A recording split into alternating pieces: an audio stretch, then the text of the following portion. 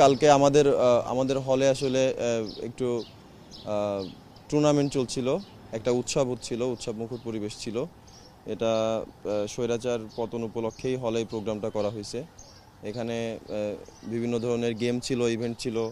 তার ভিতরে আজকের যে দিনটা, এই দিনটাতে আমাদের একটি গরু কিনে আনে গরু ভোজের ব্যবস্থা করা হয়েছিল। পুরো হলটা আপনারা দেখছেন লাইটিং করা হয়েছে। তা আমাদের দিনের বেলার ঘটনাটার সূত্রপাত দিনের বেলা হচ্ছে ক্রিকেট ম্যাচ চলছিল।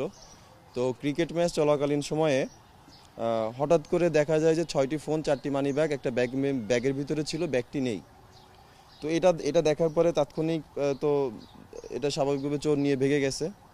তো পরবর্তীতে আমরা ওইখানে যারা ছিল, যাদের খেলা হচ্ছিল, ওরা গিয়ে আপনার গেটম্যানের সাথে কথা বলে যাতে আর কেউ ঢুকতে না পারে।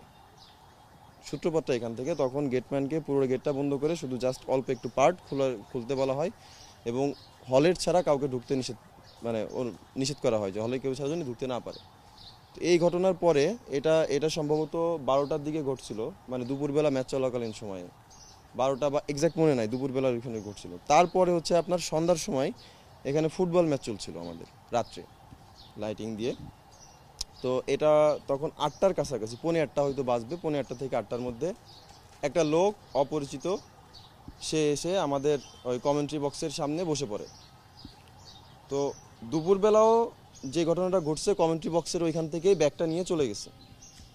তো ও যখন আসছে, স্বাভাবিকভাবে ওকে কেউ চিনতে না পারায় ওর পরিচয় জানতে চায়, বলে যে আমি বাইরের থেকে আসছি। কোত্থেকে আসছি বলতে পারে না, বলে যে আমি এদিক ওদিক থেকে আসছি। তো ওকে ম্যাচ চলতেছিল যেহেতু, ওকে হচ্ছে আপনার ওইখানে যারা ছিল তারা ওইখান থেকে মেন বিল্ডিংয়ের গেস্ট রুমে নিয়ে আসে। আমাদের মেন বিল্ডিংয়ের গেস্ট রুমে এনে জিজ্ঞাসাবাদ করা হয় যে সে কে বা সে আসলেই চোর কিনা। তো সে স্বীকার করে যে সে ওই ফোন 6টা সে চুরি করে নাই, কিন্তু যে চুরি করছে তাকে সে চিনে, তাকে সে ধরিয়ে দিতে পারবে, এটা ছিল তার বক্তব্য।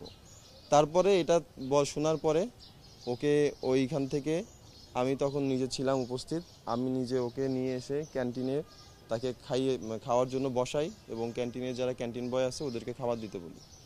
খাবার দিতে বলাই, ক্যান্টিনের ওরা ওকে খাবার দেয়। তো এর মাঝখানে আমার একটা ফোন আসে, সেটা হচ্ছে আমার এক ছোটো ভাই পাম্পে গেছিল তেল ভরতে।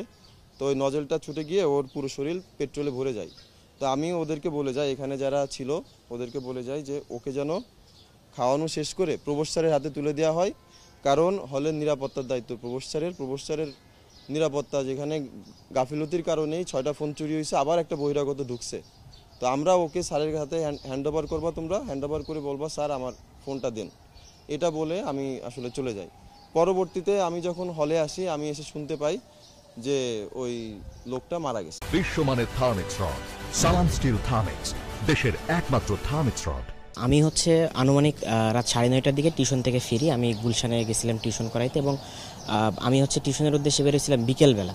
তো যখন দিনের বেলা যখন ফোনটা চুরি হয়, ওই সময় কিন্তু আমার ম্যাচ ছিল, আমি খেলতেছিলাম ম্যাচের মধ্যে। তো ফোনটা চুরি হওয়াতে ম্যাচের বিঘ্ন ঘটে, দেন ম্যাচটা পোস্টপন্ড হয়ে যায় এবং আমি কিন্তু আর খেলাতে না থেকে আমি টিউশনে চলে যাই। 2টা টিউশন করানোর পরে যখন আমি আনুমানিক 9:30টার দিকে হলে ঢুকি, তখন আমার টিমের ফুটবল ম্যাচ চলতেছিল। অ্যান্ড ওই ম্যাচটা আমি দেখি এবং কিছুক্ষণ দেখার পরে দেখি প্রক্টর স্যারের গাড়ি ঢুকতেছে, হলের মধ্যে প্রক্টর স্যারের গাড়ি ঢুকতেছে। স্বভাবতই আমার কৌতূহল হয় যে কেন ঢুকতেছে বা এরকম। এরপরে আমি গিয়ে দেখি ওখানে অনেক মানুষজন, হাউস টিচার স্যাররা আছে, সবাই আছে। হাউস টিচার স্যাররা দাঁড়ায় কথাবার্তা বলতেছিল, ভিতরে আরও মানুষজন। আমি কৌতূহলবশত ভিতরে ঢুকলাম যে আসলে কী হয়েছে দেখার জন্য। এরপরে ভিতরে ঢুকে যাই দেখি যে হচ্ছে একজনকে মেরে শোয়াই রাখছে। এরপরে আমি জিজ্ঞেস করতেছিলাম ভাইদেরকে যে ওইখানে হচ্ছে আমার 2জন সিনিয়র দাঁড়ানো ছিল। আমি জিজ্ঞেস করলাম ভাই কী হয়েছে এখানে, কখনকার ঘটনা বা হচ্ছে আসলে ঘটনাটা কী। এর মধ্যে হচ্ছে আমার একটা বন্ধু আসে, বন্ধু এসে ও দেখলো এবং অবশ্যই দেখার মতো ছিল না, মানে খুবই বাজে অবস্থা ছিল এবং এটা মানে দেখার মতো ছিল না। এবং আমার বন্ধু আমাকে বললো যে চল এখান থেকে চলে যাই, খুবই বাজে অবস্থা করে ফেলছে। সো এরপরে আমি হচ্ছে চলে আসি। অ্যান্ড এই যে 2 থেকে 5 মিনিট যে আমি ওখানে ছিলাম এবং আমি হচ্ছে যে সিনিয়রদেরকে জিজ্ঞেস করতেছিলাম যে ভাই কী হয়েছে, আমি জানি না কে বা কারা, ওইখানে আরও অনেকজন ছিল, ওইখানে মোটামুটি হচ্ছে 30-40 জনের মতো ছিল। কেউ হয়তো বা সেটা ছবি উঠায় হচ্ছে এখন সেটা দিছে এবং ওইখানে অনেকজন বসা ছিল, দাঁড়ায় ছিল। আমি জাস্ট ওখানে 2টা মিনিটের জন্য ঢুকে জিজ্ঞেস করতেছিলাম যে ভাই কী হয়েছে। অ্যান্ড এইটাই হচ্ছে এখন সবচেয়ে বেশি মানুষ দেখতেছে বা এরকম বা ভাইরাল হয়েছে যেটা বলা যায়। খেলা ছিল আমাদের ক্রিকেটের টুর্নামেন্টে, তা আমরা আসলে কী করতেছিলাম, সব ফোনগুলো একখানে মানি ব্যাগ সহ রাখছি, রাখার পর এক ব্যাগে রাখছিলাম, জুনিয়রকে দায়িত্ব দিয়েছিলাম। তা জুনিয়র কী করছে, ওইখানে কমিটিকে কাউকে দেওয়ার কারণে পরে কিছুক্ষণ পরে যে দেখে ব্যাগগুলো নাই, মানে ব্যাগে ফোন সহ নাই। তখন আমরা কি করলাম, ওই খেলাটা ওইখানে ক্লোজ করার পরে আরেকটা টিম খেললো, পরে আমরা আরও খুঁজে করলাম, ফোন টোন দিলাম। তখন আর কি কোনোভাবে যখন পাইলাম না, কোনো আপডেট পাইলাম না, তখন আমরা খেলাটা শেষ করে আমরা কী করলাম, জিডি করতে গেলাম। ঠিক আছে, জিডি করতে গেলাম।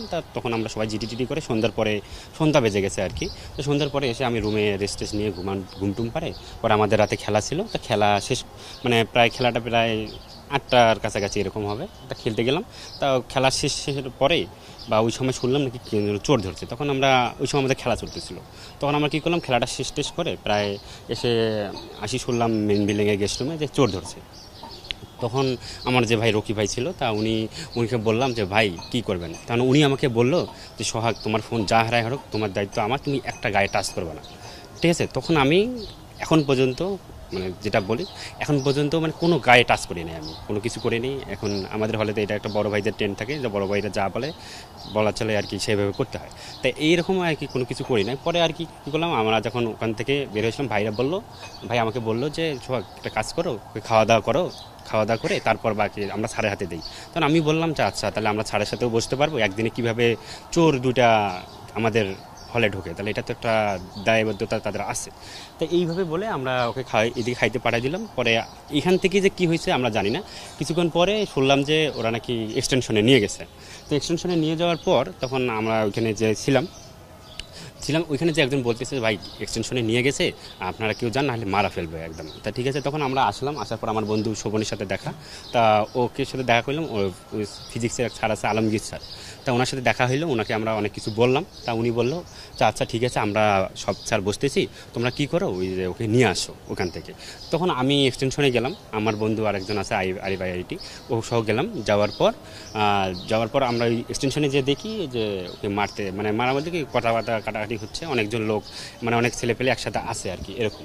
তা ওইখানে আমি যেটা দেখছি আর কি, যে দেখলাম আর কি ওর পা দিয়ে ব্লিডিং হইতেছে আর হচ্ছে এরকম আর কি। তখন আমি কী করলাম, ওই ভিতরে ঢুকলো আরিফ, ও ঢুকে বলতেছে বন্ধু এই অবস্থা। তখন আমি কী করলাম, আরেকটা স্যার যে আছে উনি, তা পরে আমি ভেতরে যেয়ে ওনাকে বোঝানোর চেষ্টা করি যে মারামারি করার দেখলে কেউ যদি একটা অঘটন হয়ে যায় তাহলে সমস্যা হবে। তখন ওরা আর কিছু করলো না।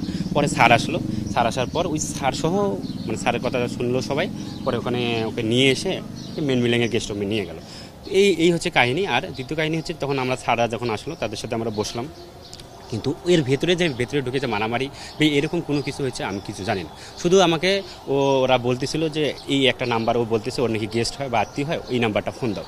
তখন আমার এক বন্ধু ফোন দিতেছিল, আমার কাছে তো ফোন নেই, আমার তো ফোন হারা গেছে। তখন আমি কী করতাম, আর একটা বন্ধুর নাম্বার নিয়ে এই ফোন দিতাম, দিয়ে আপডেট না জানার চেষ্টা করতাম। তা ওই দিক থেকে ওরা বারবার বলতেছিল যে আমরা কিছু জানি না বা ও ভারসাম্যহীন, এরকম ওরা আবদার করতেছিল।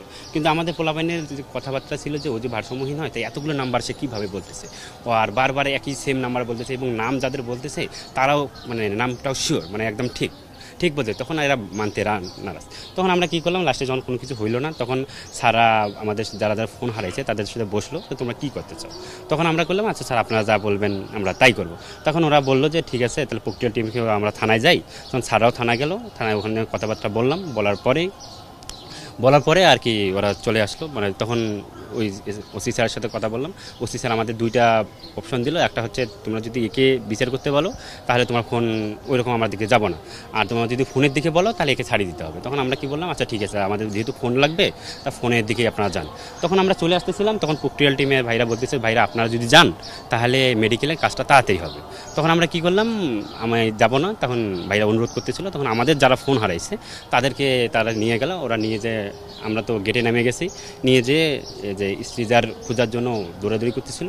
করার পর আর কি ওখানে যখন শোয়ানোর পর ভেতরে নিয়ে গেছে, আমি এইদিকে দাঁড়াইছিলাম, এক ছোটো ভাই এসে বলতেছে ভাই ও নাকি মারা গেছে। এইটুকুই আমি জানি, আর কিছু জানি না। পরে তো ওনার সাথে কথাবার্তা বলে আমরা চলে আসছি। এইটুকুই আমি সব কিছু জানি। আর আমি এখনও বলতেছি, এই যে ঘটনার প্রায় আমাদের খেলা শেষ হওয়ার প্রায় 9টা বা 9:30 এরকম কাছাকাছি হবে, যখন স্যারের সাথে দেখা হয় তখন থেকে আমি শুধু এই কাহিনিটা জানি। এর আগে কি হয়েছে আমি জানি না। আর এক্সটেনশনে যখন গেছিলাম তখনও তো বললাম ওই যে ব্লিডিং হচ্ছিল গায়ে, আমি আসলে মারার ক্ষেত্রে কাউকে দেখিনি। আর সবচেয়ে বড় কথা হচ্ছে এখন তো আমরা তো সিনিয়র মাস্টার্সের, এখন তো হলে ফার্স্ট ইয়ার সেকেন্ড ইয়ার যারা বা উঠছে থার্ড ইয়ার পর্যন্ত আমরা কিন্তু ওইভাবে চিনি না। কারণ আগে তো ধরেন আমাদের একটু সবাই মিলে বসা হইতো, কথাবার্তা হইতো, এখন তো ওই রকম নাই। কারণ আমরা সিনিয়র হয়ে গেছি, এখন তো আমার জুনিয়র ব্যাচের সাথে বসি না। তো আমাদের তো চাকরি পড়া নিয়েই আমরা ব্যস্ত। সো আমি ওইভাবে কাউকে চিনি না বা কাউকে কিছু বলতে পারি না। তবে এটা সম্পূর্ণ আপডেটটা জুনিয়ররা বলতে পারবে। শুধু আমি এইটুকুই জানি, স্যার আমাকে যা বলছে আমি শুধু সেইটুকুই নিয়ে এসে এইভাবে কাজ করছি। আর এখানে আমি ওর গায়ে একটা টাচও দেইনি, কিছু দেইনি। শুধু আমি ওই যে আমার ফোন হারাইছে এটা শুধু থানায় জিডি করছি, এর বাইরে আর কিছু আমার এখানে নেই।